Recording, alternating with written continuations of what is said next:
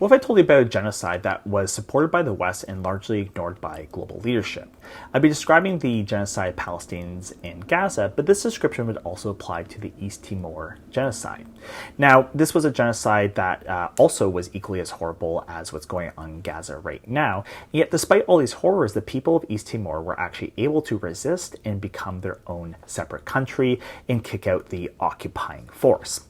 Now, just for some quick background, East Timor is a small island country that is largely surrounded by Indonesia. It was a colony of Portugal and became independent in 1975. But soon after declaring independence, Indonesia went in, invaded, and occupied the country. During this occupation, numerous human rights abuses occurred.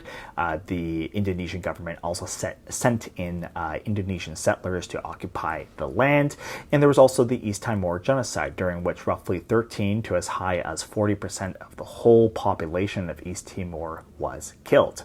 And during this time period, it really felt like things were hopeless. A lot of people looked at the fact that East Timor was just way smaller than Indonesia. For instance, back then, East Timor had roughly a population that was less than 1 million, and meanwhile, Indonesia had almost 200 million people.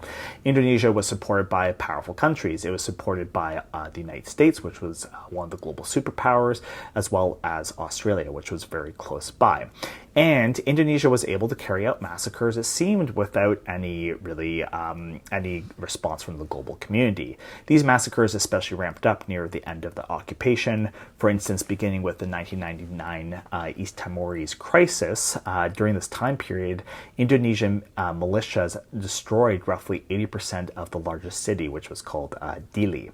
Yet despite all these things that happened, the East Timor people were actually able to become their own separate country and kick out the occupying force, becoming its own country in 2002.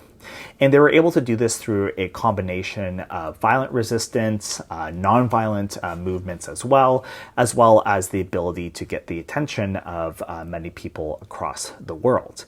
And in East Timor right now despite the issues it has, it's its own country, and Indonesia no longer occupies it.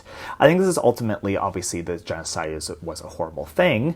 I don't need to tell you that, but I think it's also an inspiring story because it shows that despite the power imbalances, a mighty country versus a small indigenous group of people, and despite the horrors that we see, it is possible to actually win in this battle of David versus Goliath. I think it's something that's inspiring that every single person who wants a free Palestine should look into. Thank you so much, and go check out some of my other videos where I talk about geography from a critical lens.